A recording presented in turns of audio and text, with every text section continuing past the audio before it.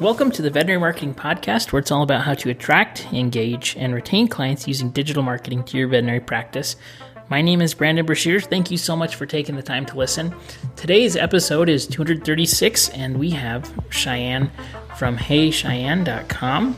Cheyanne is a social media marketing expert, and I'm really excited to speak with her.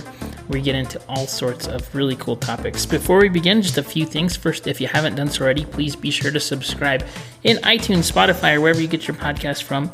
If you could do me a huge favor, please leave me a review on Spotify. They just recently started reviews there, so I'm trying to build up some reviews. I'd love to help get the word out. If you find value from this podcast or have found value from it, please be sure to share it with your friends and colleagues. And let's get into today's episode. So today we have Cheyanne, and I think this is her third time on the podcast.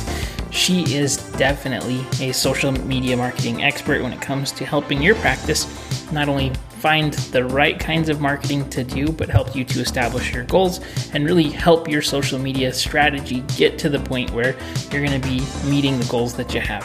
I think a lot of practices do social media for the sake of doing it rather than doing it intentionally. And in today's conversation, we talk about some really beneficial topics for you all around what kind of content works, what kind of content you should be doing, and what you should be making. We also get into how to target different kinds of organic content, and I think it just is a really beneficial conversation for you. So be sure to listen all the way through. Cheyanne is awesome. I really appreciate her time in speaking with us and providing so much value. So be sure to check out HeyCheyanne.com. And without further ado, here's my interview with Cheyanne. All right, so this week on the podcast, we have Cheyanne from Hey Cheyanne. How are you doing, Cheyanne? I think, what time of the podcast, how many times have you been on now? Is this the third time or the second time? I feel like it might be the second, but it could be the third. I'm not quite sure. I think it might be the third. I'm going to have to go look back. I think Cody Krillman is the only four-time returning guest ever. Oh. So you're catching up quickly. Well, thank you so much for being on here. For everybody who doesn't know, you can just kind of give a rundown of your background, how you got into veterinary marketing and kind of what you do right now. Yeah, absolutely. So back in 2015, I started out as a brand new veterinary assistant with barely any animal experience outside of 4-H. But I was quickly introduced to managing the Facebook account for my clinic at the time. Day 2 of joining the team, they're like, hey, you want to run our Facebook group? You're a millennial, right? So naturally, I said yes. And from there, I did some research because at that time, I can't quite remember. I either didn't have a Facebook profile or I was like really new to Facebook personally. And so I did research on how to use Facebook for a veterinary clinic and just quickly got so nerdy about it and became a real big passion project of mine. So fast forward a couple years, I asked my management if I could pursue marketing for them full time. And I eventually was promoted to being their marketing manager. And that became my full-time role at the clinic. And once I managed that, I brought in more of a side hustle gig for managing social media for other clients, so other hospitals and a few of veterinary consultants and other veterinary businesses in our field. And I made that into my full-time gig and left the practice. And oh my word, that was back in 2019. I feel like so much time has been cramped within the last few years. But yeah, now that I'm a social media marketing consultant now, and I'm doing that full time and helping other veterinary hospitals create marketing plans and helping them really optimize their social media to not only, build bonds with their clients, but also help their bottom line. So what I'm officially calling myself now is a social media marketing educator and coach. Very there's cool. My little blurb in a quick 30-second blurb. Very, very cool. Yeah, I see your content all the time, and I really love it. I think you have a lot of fantastic insights. So I'm going to start out very general here because It's been a long time since we've talked, and I haven't spoken about social media marketing for a long time.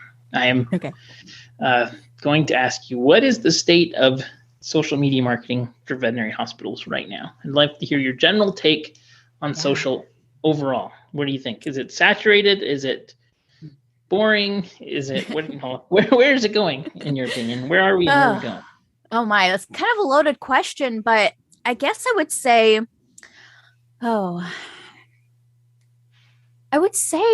that with the way that social media just has turned over in general, just like the patterns of users overall within the last couple of years, I feel like there might be a turn in social media for vet med in general. I mean, we're in the world of just media in general, we're moving over to video, and people are really liking that video content at this time of publication. And so I feel like the general consensus, now this doesn't cover everyone, but I feel like there is a disinterest in social media for vet hospitals in general. And what I mean by that is everyone's kind of fatigued either through multiple different scenarios, but we're posting the same content that we were posting, 2, 3, even 4 years ago. And so either people aren't seeing engagement as much, which is the biggest feedback I'm hearing overall, or people just don't have time for it. So I'm generally just seeing kind of a turn from either not using it in the best way possible, or just not really using it at all. Yeah, that makes sense. And what's your perception of adoption in terms of like adding on new channels, whether it's probably, for social, probably the biggest disruptor in the past 2 years is TikTok for sure. Like, do you think that people, when you say are just kind of doing the same things, I totally see that. It's like the same educational content on Facebook still, right? And now Facebook is like the old, it's really the old trick, the old thing So do you think that in general with content, it's just kind of like how it used to be with Facebook is the new yellow pages? I feel really bad saying that. Yeah. But like, I feel like there's a few things that people learn. It works for a little bit, or it gets them some kind of engagement, or at least makes them feel like they're doing something. And I think that was a lot of like old school marketing tactics that were being done, right? Like just, okay, we have to do this because it's the rule now. And what's your perception on that? Yeah, absolutely. And I'm glad you asked this, because in recent months, I have become super passionate about helping people to realize why they're using social media for their business. And whether, you're in a veterinary hospital or, just personal brands overall. But the main purpose of using social media is really going to fuel the way that you perceive and pursue social media overall. And so I think, a lot of people in the past have adopted the idea of like, I have to do this to make my business survive. And while, yes, there's a grain of truth to that, there's also the other side of that in the sense of, okay, if you don't post, it's not necessarily going to make or break your business.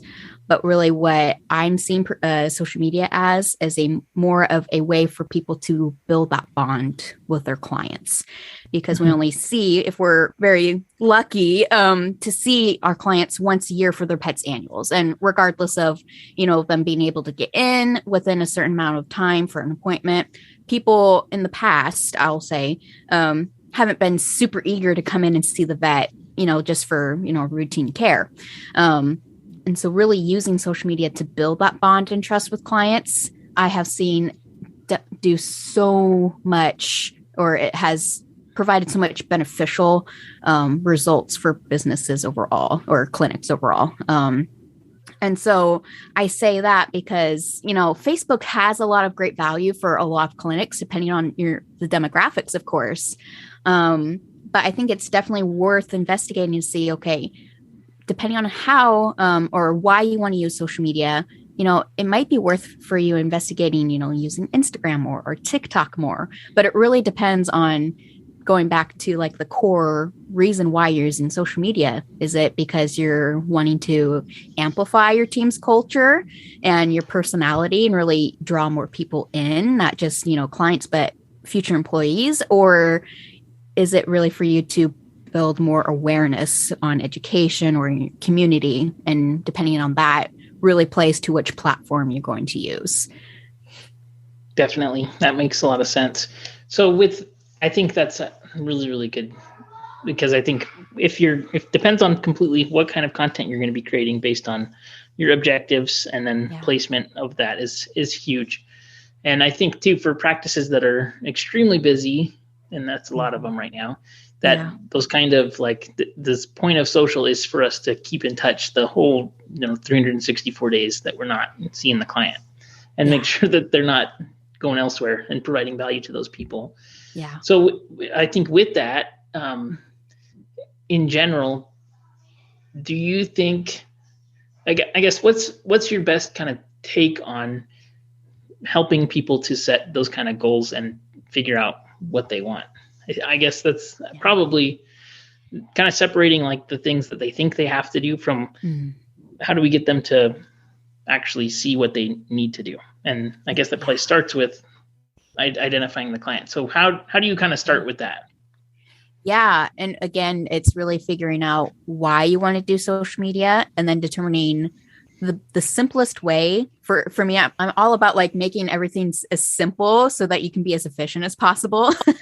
And then adding on based upon, as you expand your resources and your time, but really determining your why, and your resources that you have available to you is really going to be key here. And that might be like, oh yeah, no, duh, that makes sense. But honestly, that is the core, issue that I see a lot of people in our space are dealing with. Like they get the responsibility from their management, or they just take it upon themselves, which is wonderful. But then they're like, okay, well, I don't know how to go about this from here. And so with that, I say definitely look at, okay, who do you want to attract and who is your ideal client that you want to work with? Like who fires you up to go to work and serve? Or, generally like what ties back to your mission. Does that make sense so far? 100%. Yep. Okay, perfect. Because for me, at least, if I can drive or attract more of those people that I want to work with, I'm going to enjoy working, or I'm going to enjoy being with those clients a lot more. And to me, that just makes me so happy. So with that, definitely then learning about their behaviors and their lifestyle and like what kind of pets they bring in. I mean, the greatest example that I can bring up is like dogs versus cat owners. Like if you really enjoy working with cat owners, you definitely want to create content and create that atmosphere that those cat owners are going to want to be attracted to. Right. Definitely. So that's kind of where I would start off with. And I know this is something that you talk about too, is like really developing who you want to work with and why you want to work with them.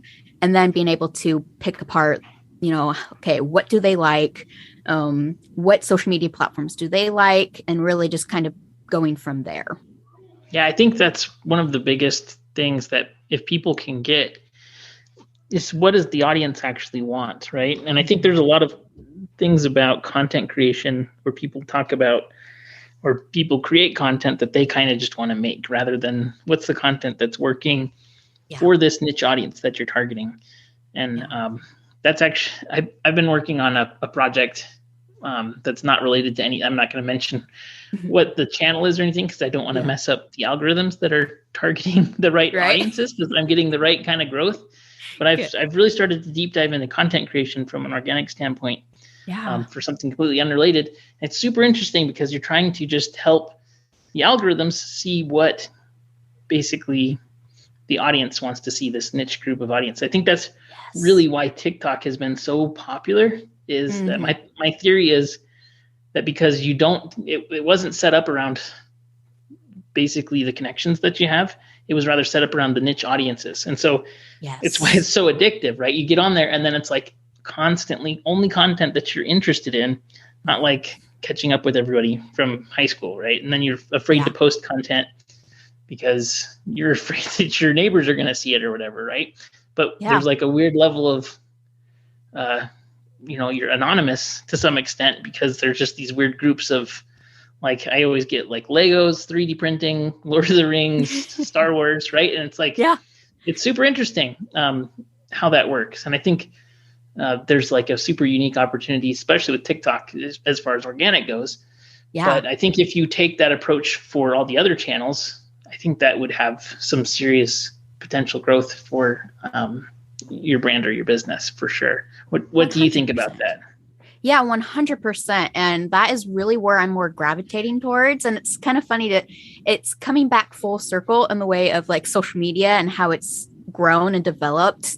To me, the really, you can use all the hacks in the world, from everyone that you've seen on, blogs or on social media saying, oh, this hack will work. This will help you grow your account and all that jazz. But really for me, if I can focus on providing content that's valuable to my ideal client or ideal audience member, then that to me is way more worth it, because I really put an emphasis on putting the social in social media and fostering those relationships that we have on social media. And so if you can just really focus on nurturing those people that you want to attract, you're going to have so much more positive growth in your accounts. It's not going to matter about the following that you have. Now, again, that depends on your goals, but really if we're talking about veterinary hospitals, you want to attract your local community and build those relationships. And people are going to remember a good connection or a good conversation that you had with them versus, the 5 tips that you shared about heartworm awareness, right? Like, building those human connections goes so far, especially in social media. Totally agree. I think that definitely is far more important in terms of, I think, engagement and trying to get engagement rather than build these, vanity metrics for the most part. And I think, I guess one thing that I've seen or have noticed would be that I think that kind of the ways that it used to be in terms of there'd be major shifts and adjustments to whether it was like an algorithm or rules, right? Everybody was trying to kind of game the system to get the maximum reach. And I think that the algorithms and the AI that they're using now to serve content is refined and I think it's learning so much that it's not going to have those major dramatic shifts like we've seen in the past. And that everybody used to hate the SEO updates, right? And you don't hear about those anymore because they're constantly changing because the AI is now serving these things. And same thing with, I think, the way that content is being served. And so if you can, I think, put the audience first, every time you're going to have content that will last forever because it will be serving their algorithms, which are constantly updating and learning. But I don't, have you seen any major shifts in terms of reach or like algorithm updates? I mean, back in 2019, I think it was January, when they removed organic reach from businesses. I don't know if it's come back at all. What have you been seeing? Yeah, I mean, honestly, at the time of this recording, Instagram and Facebook alone, they have had such a huge shift in how they're trying to appeal to their users and how they're moving forward. I mean, within the last, recently, I'm not going to say how recent because I can't remember, but, with Facebook shifting to being called Meta, or they're changing their overall parent company as Meta, that really changed the tune on how people see Facebook overall and with how Instagram acts. And recently, Facebook and Instagram alone have been super, super glitchy, and that really has affected the user experience overall, regardless of how, the algorithm has played to organic reach and inorganic reach and all this. I see this more as a user experience issue and, maybe a boost to the user experience depending on who you are. But that has definitely impacted social media overall, I feel anyway. I think that's a really good point. To me, the whole Meta framework seems like it's way too far out in terms of their product focus is not on any of the current products that are working and that people use and like. And so, especially from being an ads person, like I'm just beyond frustrated with Facebook and Instagram because their response to any problems that they've had, which have been massive, has been like, we're making Meta. It's going to be great. It's not. And so I'm curious, has that kind of been the experience for organic social too, in your opinion? Yeah, honestly, I do. I mean, as a personal user outside of me using social media for work, I have noticed a way that I have shifted my habits in using social media. I've noticed for myself that I I will log on because it's a habit. But I'm not necessarily like engaging in the same way I used to. Like my personal, what's it called? Not dashboard, but personal view of Instagram. They have widened the video. And when I'm watching reels, it's really hard for me to like or comment or even view the caption of the reel.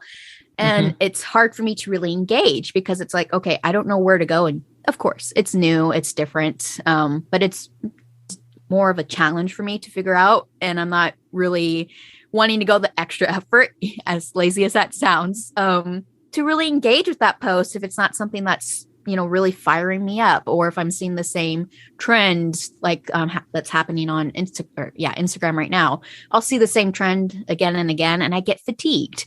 And I think that's something that we're also noticing to kind of tie back to our original or our first question is the same content again and again is being generated.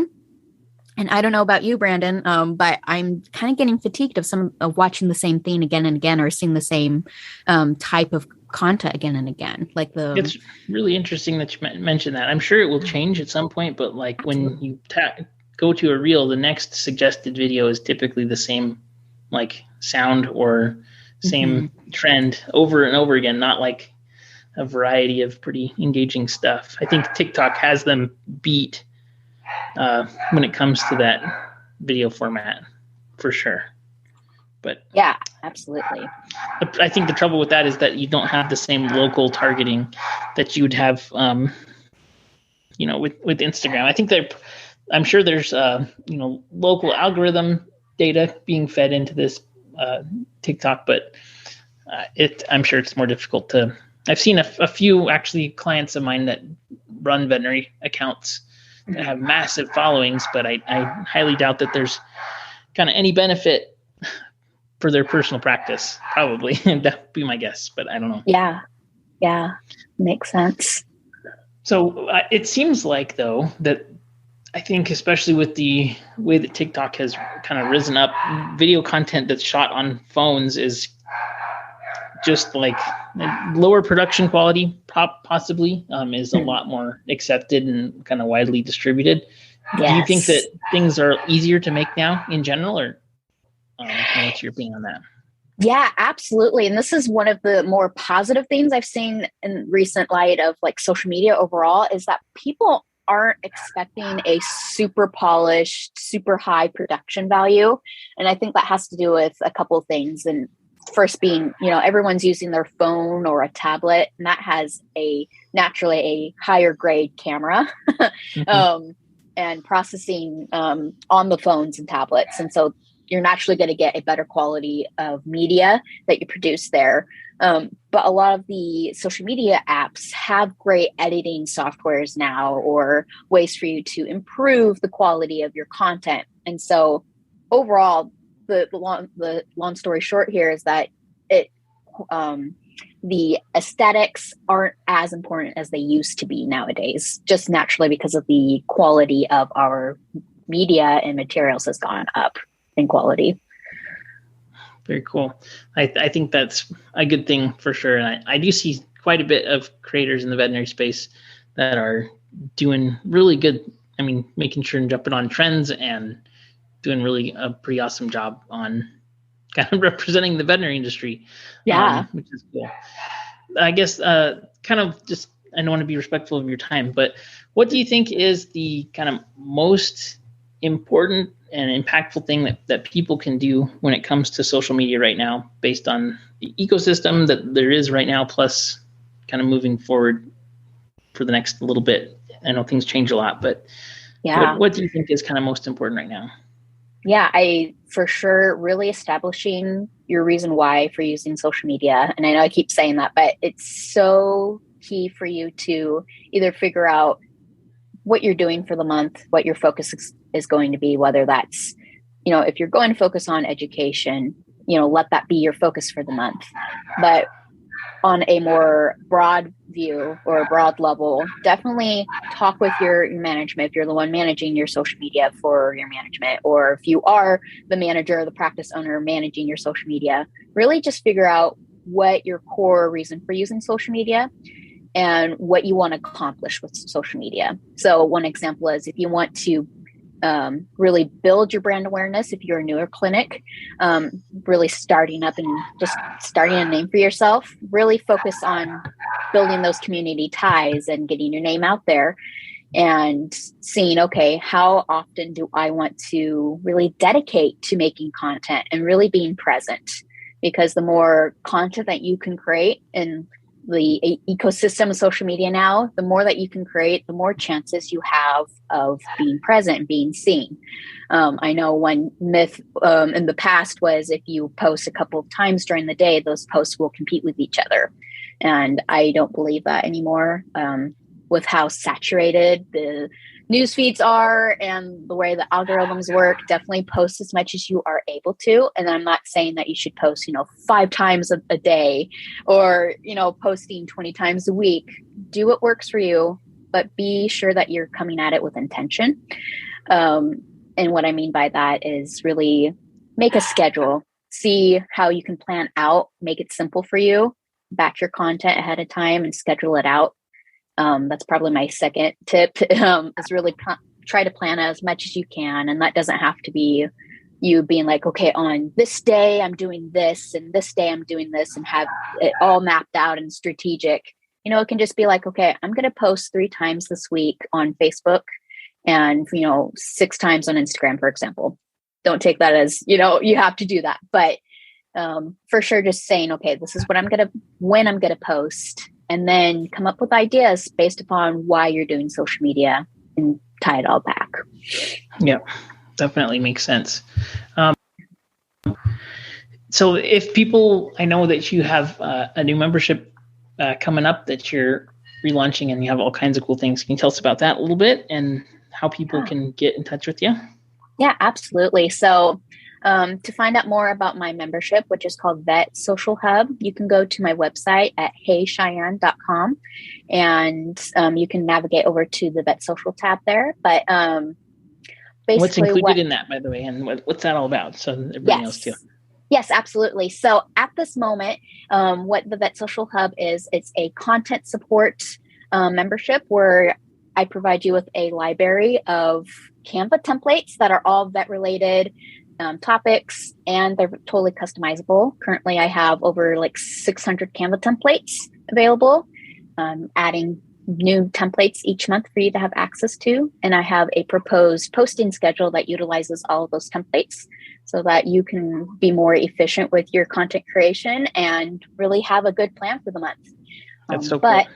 Yeah, and I'm currently working on adding some more social media training to that membership or a co-tangent membership. So yeah, that's basically the spiel of that. Very cool. And who do you suggest would be great for this? Ideally, is it going to be practice owners, managers, people that are responsible for social? Who do you think is the best for this? Yeah, so my answer to that is all the above, but really anyone who is managing social media and doing another position in the hospital, because my mission behind the Vet Social Hub is to provide you with quality content that you can easily plug and play, so to speak, and customize it to your clinic without losing the value of any engagement or the value of connecting with clients. Very cool. That's awesome. So where do they go to sign up again? Just real quick. Yes. So if you go to heycheyanne.com, you'll find all the details there. And that's Cheyanne with an A-N-N-E, not an E-N-N-E, like Wyoming. Cool. But yeah, that's where you can find me, or you can find me on Facebook or on Instagram at Hey Cheyanne. Perfect. Well, thank you so much for your time today. And I really appreciate it. I suggest everybody go sign up for that membership. I'm sure it's going to save you so much time and also get you better results. So compound your effort, which is awesome. So I appreciate it, Cheyanne. Thank you. And we'll hope to have you on the podcast again and beat Cody. Yes, beat Cody. No. Thank you, Brandon. I appreciate it. Thank you, Cheyanne. So I hope that you enjoyed today's episode. If you have any questions, comments, or need help with anything, please don't hesitate to reach out, and we will talk soon. See you on the next episode. Be sure to subscribe.